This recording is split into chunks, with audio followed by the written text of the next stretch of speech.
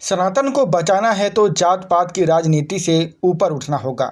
योगी जौहर श्रद्धांजलि समारोह में योगी आदित्यनाथ ने वीरांगनाओं को दी श्रद्धांजलि। चित्तौड़ दुर्ग भारत की अस्मिता और स्वाभिमान का प्रतीक। योगी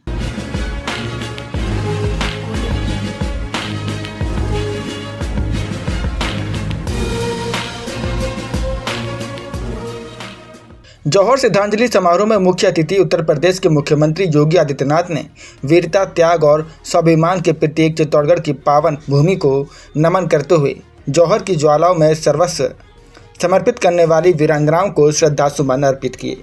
उन्होंने कहा कि सनातन धर्म मर्यादा और मातृभूमि की रक्षा के लिए अपना सर्वस्व न्यौछावर करने वाली इन वीरांगनाओं की स्मृति इतिहास में अद्वितीय है और ऐसा उदाहरण पूरे विश्व में मिलना कठिन है। त्याग और बलिदान की परंपरा क्या होती है, यह चित्तौड़ दुर्ग से सीखा जा सकता है। साथ योगी ने इस बात का संदेश भी दिया कि देश में चल रही राजनीति में जात पात की राजनीतिक घातक है और अगर सनातन धर्म को सुरक्षित रखना है तो हिंदू समाज को जात पात की राजनीति से ऊपर उठना होगा। उन्होंने यह भी कहा कि अगर सुभाष चंद्र बोस जिंदा होते तो देश का भी विभाजन नहीं होता। योगी ने जहां एक और देशभक्ति का जिक्र किया, वहीं दूसरी ओर नारी शक्तिकरण पर भी जोर दिया। योगी ने इस बात पर भी खुशी जताई कि श्रद्धांजलि समारोह केवल एक समाज या जाति का ही नहीं होकर सर्व समाज का करने का प्रयास हुआ है। यह एक अच्छा संकेत है। उन्होंने इसके लिए जौहर स्मृति संस्थान के पदाधिकारी एवं विधायक चंद्रभान सिंह का आभार जताया। उन्होंने कहा कि चित्तौड़ का दुर्ग केवल पत्थरों से बना किला नहीं है, बल्कि यह भारत की अस्मिता और स्वाभिमान का प्रतीक है। अपने दादा गुरु के राजस्थान से संबंध का उल्लेख करते हुए उन्होंने कहा कि उत्तर प्रदेश में जो भी सकारात्मक कार्य हो रहे हैं, उनकी प्रेरणा में राजस्थान और विशेष रूप से चित्तौड़गढ़ की तेजस्वी परंपरा का योगदान है। मुख्यमंत्री योगी ने कहा कि जौहर श्रद्धांजलि समारोह सत्ता या साम्राज्य के संघर्ष का प्रतीक नहीं, बल्कि भारतीय अस्मिता, नारी सम्मान और सुरक्षा का प्रतीक है। यह केवल इतिहास का स्मरण नहीं, बल्कि इतिहास रचने वाली इस धरती का साक्षात्कार है। यह कार्यक्रम इस बात का भी संदेश देता है कि भविष्य में किसी भी बहन या बेटी को उस दौर से गुजरना ना पड़े और हर बेटी को सुरक्षा व सम्मान की गारंटी मिले। कार्यक्रम की अध्यक्षता करते हुए मेवाड़ महाराणा विश्वराज सिंह मेवाड़ ने कहा कि हमारी समृद्ध संस्कृति और गौरवमयी विरासत को संभालना हमारी जिम्मेदारी है। इतिहास किसी एक जाति या सामुदाय का नहीं, बल्कि हम सभी का है। यदि हम अपने पूर्वजों की विरासत को सुरक्षित नहीं रख पाए तो यह हम पर प्रश्न चिन्ह होगा। उन्होंने कहा कि ऐतिहासिक स्थलों को इतिहास की दृष्टि से देखा जाना चाहिए, मनोरंजन की दृष्टि से नहीं। इतिहास हमें पूर्वावलोकन का अवसर देता है। केंद्रीय पर्यटन एवं संस्कृति मंत्री गजेंद्र सिंह शेखावत ने कहा कि चित्तौड़गढ़ दुर्ग भारत का स्वाभिमान, अस्मिता और अदम्य जिजीविषा का प्रतीक है। उन्होंने बताया कि चित्तौड़गढ़ दुर्ग यूनेस्को की विश्व धरोहर सूची में शामिल होने के कारण यहाँ विकास कार्यों की कुछ सीमाएं हैं, लेकिन प्रयास है कि यहाँ आने वाले पर्यटक राष्ट्र प्रेम, गौरव और गर्व की भावना के साथ लौटें। इसके लिए दुर्ग में एक्सपीरियंस सेंटर स्थापित करने की पहल प्रस्तावित है। केंद्रीय मंत्री गजेंद्र सिंह ने इस बात की भी घोषणा की कि चित्तौड़गढ़ दुर्ग पर सूरजपोल के रास्ते एक अन्य रास्ता भी खोला जाएगा, ताकि लोगों को आने जाने में सहूलियत हो सके। विधायक चंद्रभान सिंह आक्या ने अतिथियों का स्वागत करते हुए कहा कि चित्तौड़गढ़ की सांस्कृतिक और शौर्य परंपरा को जौहर श्रद्धांजलि समारोह में सर्व समाज की भागीदारी से नई व्यापकता मिली है। कार्यक्रम के दौरान पूर्व राज्यपाल वीपी सिंह बदनौर द्वारा लिखित पुस्तक जयमाल वंश प्रकाश का अतिथियों ने विमोचन किया। इस अवसर पर राजस्थान सरकार के कैबिनेट मंत्री कर्नल राज्यवर्धन सिंह, सहकारिता राज्य मंत्री गौतम दत्त, विधायक चंद्र कृपलानी, अर्जुन लाल जी नगर, शिव विधायक रविंद्र सिंह भाटी, मसूदा विधायक वीरेंद्र सिंह कानावत, नीमच विधायक दिलीप सिंह परिहार सहित कई जनप्रतिनिधियों ने भी संबोधित किया। जौहर स्मृति संस्थान के अध्यक्ष राव नरेंद्र सिंह विजयपुर ने अतिथियों का स्वागत किया तथा महामंत्री तेजपाल सिंह सक्तावत ने प्रतिवेदन प्रस्तुत किया। कार्यक्रम से पूर्व मुख्यमंत्री योगी आदित्यनाथ पुलिस लाइन स्थित हेलीपैड पर पहुंचे, जहां राज्य मंत्री गौतम दत्त, सांसद सीपी जोशी, विधायक चंद्रभान सिंह आक्या, श्रीचंद्र कृपलानी, अर्जुन लाल जी नगर, अशोक कोठारी, वीरेंद्र सिंह कानावत, दिलीप सिंह परिहार सहित जिला कलेक्टर आलोक रंजन और पुलिस अधीक्षक मनीष त्रिपाठी ने उनकी अगवानी की। इसके बाद मुख्यमंत्री योगी दुर्ग स्थित जौहर स्थल पहुंचे, जहां उन्होंने पुष्पांजलि अर्पित कर यज्ञ में आहुति दी। उन्होंने कालिका माता मंदिर में पूजा अर्चना कर देश और प्रदेश की समृद्धि की कामना भी की। योगी जी इतने बड़े आयोजन में बनाए, क्योंकि बनारस आप 2018 में बना रहे थे, 2023 में भी बना रहे थे। एक धार्मिक सभा के रूप में जो आप बना रहे हैं, एक हिंदू सम्राट के रूप में, जिस प्रकार महाराणा मेवाड़ ने हम लोगों को यहाँ मेवाड़ को जीवित रखा था, इसी प्रकार यूपी को उत्तर प्रदेश को जिस प्रकार का उत्तर प्रदेश की व्यवस्था बिगड़ी हुई थी, जिस प्रकार का बहुत बड़ा राज्य है, उसको आपका सुधारने जैसे महाराणा प्रताप का काम महाराणा प्रताप ने किया है और वहां हिंदू सम्राट के रूप में आपने यूपी का काम किया है। और मेरा तो आप पर खूब आशीर्वाद और सहयोग रहा है, क्योंकि बड़ी फर्स्ट चुनाव, बड़ी सेकंड चुनाव और बड़ी तीसरा चुनाव, सभी चुनाव में आपका आशीर्वाद रहा है। इसलिए मैं आपका आभारी हूँ और जिंदगी को मेरा नाम ले पाया और सम्मानित आप सब लोग बधाए। मैं जनप्रतिनिधि होने के नाते आप सब लोगों का स्वागत करता हूँ। धन्यवाद। जय हिंद, जय भारत। वो एक्सपीरियंस सेंटर आप देखें, देख करके उसमें हम किस तरह से उसके अनुरूप यहाँ बना सकते हैं, उससे बेहतर बना सकते हैं। हम मिलकर के उसकी कार्य योजना बना करके उसको सुनिश्चित करें। चित्तौड़गढ़ के दुर्ग पर मैं जब आया, मुझे अनुभव आता है स्कूल से लेकर के अब तक कि यहाँ जब एक तरफ से ऊपर जाते हैं, नवरात्रि के समय बड़ा संकट होता है, ट्रैफिक जैम होता है, घंटों तक लोग पहुंच नहीं पाते। और मुझे लगता है कार्यक्रम को दुर्ग से नीचे उतार करके पहली बार यदि आयोजित करने का जो है कि हमारी मजबूरी हुई है, हम आज कर पाए हैं, करना पड़ रहा है। उसका कारण भी यही है कि ऊपर आवागमन जो है वो अत्यंत कठिन है। मैंने इस बारे में भी काम प्रारंभ किया है कि पीछे के रास्ते से सूरत पोल की तरफ से पीछे एक नया रास्ता बना करके हम ताकि आने वाले समय में ये संकट जो है हमेशा के लिए समाप्त हो जाए। ये अवसर इन सारे विषयों की चर्चा करने का नहीं, ये तो हम सब का कर्तव्य है, ये तो हम सब की जिम्मेदारी। और मुझे लगता है कि जितनी बलिदानी धरती ये है, जितनी पवित्र धरती ये है, इस धरती के लिए यदि हम कुछ भी कर दें, अपने आप को समाप्त कर दें, तो भी हम इसके ऋण से उभरे नहीं हो सकते। लेकिन जो कुछ भी हम कर सकते हैं वो हम करें, इस संकल्प की प्रेरणा के साथ में। एक बार पुनः मेरे आग्रह पर श्रद्धेय योगी आदित्यनाथ जी यहाँ पधारे। मुझे याद आता है पिछली बार भी हमने निमंत्रण दिया था, पिछली बार हम दोनों ने कहा था कि हम आएंगे, लेकिन इस समय में लोकसभा का सत्र चलता है, उत्तर प्रदेश में विधानसभा का सत्र चल रहा था। महाराज जी मुझे याद आता है उस दिन आपने मुझे फोन किया कि मुझे आज विधानसभा में सरकार की तरफ से पक्ष रखना है, प्रत्युत्तर करना है, आज मैं नहीं आ पाऊंगा। लेकिन मैं अभिनंदन करता हूं, मैं धन्यवाद करता हूं, मैं ऋणी हूं।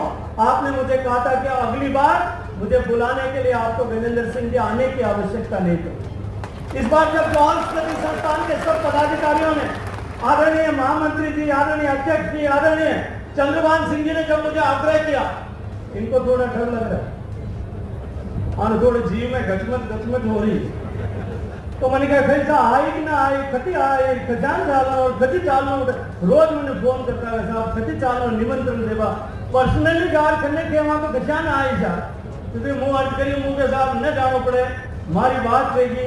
और मुंह योगी जी मैंने फरमाया कि भाई आते जोर मेरा में आबा खातर, और यदि मैंने बुलावा नहीं थाना आना पड़े और मुंह लारवी साल ना आ सके, वो हाथ जोड़ो विनती करो कि मैंने बुलावा की जरूरत को ना, आबा की कष्ट करवा की जरूरत को ना, हमारी ड्यूटी है मुँह आ जाओ।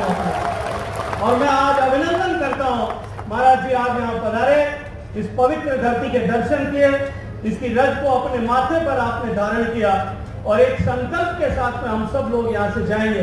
आपका आशीर्वाद मिलेगा। आपको बहुत बहुत साधुवाद और अभिनंदन के सहित बोलिए भारत माता की जय। और जो उत्तर प्रदेश से शासन भी कुछ रहने पाता तो अभी राजस्थान में भी आवे। वो एक बार खास तौर पर कहना चाहूँ कि पहले आप सुनता कि उत्तर प्रदेश में जो है सुरक्षा की कमी है, अभद्र घटना बेती रहे, लेकिन जब आप मुख्यमंत्री जी पद संभालो है, ऐसी घटना कम बेती गई है। और आज जो है उत्तर प्रदेश की जनता जो है वे अपने आप में सुरक्षित माने और उनको श्रेय आप मुख्यमंत्री जी नहीं जाए। जब भी कोई शासन निर्णय ले और निर्णय में अमल करे तो यह बात तो जनता के बीच में फैले ही है और जनता और शासन के बीच में विश्वास बढ़े। शायद अनी वास्ते आदरणीय मुख्यमंत्री जी का नाम एक मजबूत मुख्यमंत्री की श्रेणी में हो जाए। आपका स्वागत है चित्तौड़ में। आज आप भेड़ा में हमारे इतिहास में याद करवाने, हमारे पूर्वजों ने याद करवाने, मनारो त्याग वनारो बलिदान, वनारो शौर्य, वनारो नमन करवाने, प्रार्थना करवाने कि वनारी आत्मा ने शांति मिले और वनारो जो आशीर्वाद है आप ऊपर बने रहते। आमतौर में जो आप पूर्वज है वनारो नमन करनो वो आमतौर में अनिवार्य है, रियायत अनिवार्य है। लेकिन आज का जो है बदलता समय में पूर्वाचार के प्रति आप और भी जिम्मेदारी बने। उदाहरण के तौर पर आजकल एक तरह की एक बीमारी है कि समय समय पर लोग आप इतिहास के बारे में, हमारे पूर्वजां के बारे में हल्की बातें करें। आप बहुत जेल में तो अब ये समय है सबक सिखावा, और सबक सिखावा का मतलब जो नहीं कि आप कानून हाथ में लेवा, लेकिन कानून के दायरा में रहता तक आप बनाने जगह जरूर बताने। बहुत जेल जो आभार। दूसरी बात है कि ऐसा भी लोग हैं जो कह रहे कि आपको इतिहास तो बहुत महान है, आपको इतिहास तो बहुत बड़ो है, लेकिन इतिहास और आज के बीच में कई दुख है, कई मायना रखे इतिहास। तो अगर आप बनाने कहवा कि इतिहास तो आपने शिक्षा मिले, अपने घर की रीत चाले, अपने प्रेरणा मिले, अपने सही गलत वो फर्क अंतर अपने नजर में आए, तो शायद ये आप बनाने समझ में नहीं आए। तो बनाने वास्ते जवाब वही थे कि 18 दशक रह गया कि जो पर्यटक है, जो विदेश में आ रहा है, जो देश नहीं पर्यटक है, वे अटे आवे एक बार नहीं आवे, जो हमारे पुरखा का काम बनाने वास्ते का। और बलिदान तो जो युद्ध गया शताब्दी पहले, लेकिन मदद आज भी हो रही है, बनाने हाथा हो रही है, जो भी आमदनी पर्यटन हो रही है। पर्यटन की बात करा तो हमारे मेवाड़ में तो घनी जगह है जैसे पर्यटन आवे है, और हर शहर की आप एक पहचान है, और यह पहचान आपने कायम रखनी है, क्योंकि अगर पहचान ही मिट जाए तो फिर फायदो बने। अनु एक उदाहरण है उदयपुर शहर, जो जाने जो अपनी शिल्पकला, वातावरण के वास्ते, इतिहास के वास्ते, लेकिन आजकल उदयपुर में लोग आवे तो नाच गाना वास्ते ही जावे। तो उदयपुर हो तो सर्वनाश रेडियो और घनी रफ्तार में चलागा तो और भी नहीं बचे। तो अनु सुधार तो जरूरी है। घनी दिशा में कुंभलगढ़ भी जा रहे, जगह जगह होटला बन रही है। जना ने इतिहास में रुचि है वो कुंभलगढ़ जाने देश में पाछा आवे, जो होटला में रहे वे भी मौज मस्ती वाला ही है। नागौर की बात करा तो अपारगढ़ जो है जो तो धार्मिक शहर है, जो लोग धार्मिक है बना आस्था है, वे आवे नाथद्वारा में बना रही सहूलियत वास्ते कुछ खास काम नहीं भी अपारगढ़, लेकिन मनोरंजन का काम तो जरूर देखो। तो ये सब बातें ने आप हमें ध्यान में रखनी, हर शहर की पहचान रखनी है।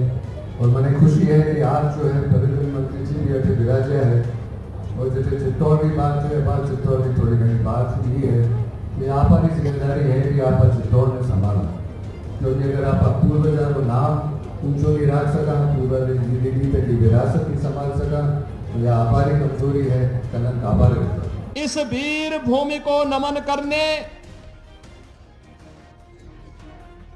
महारानी पद्मावती के जौहर स्थल को नमन करने और माता कालिका के मंदिर में दर्शन करने का सौभाग्य प्राप्त हुआ है। बहनों और भाइयों, मैंने जब यहां की इस धरा को नमन किया और इस समारोह के बारे में, यहां के कार्यक्रमों के बारे में मुझे जब जानकारी दी जा रही थी, और यहां पर जो मुझसे पूर्व जिन वक्ताओं ने अपने बातों को यहां पे रखा भी, ये लगता था कि ये भारतीय नारी के शौर्य को, उनके अस्मिता को, उनके स्वाभिमान को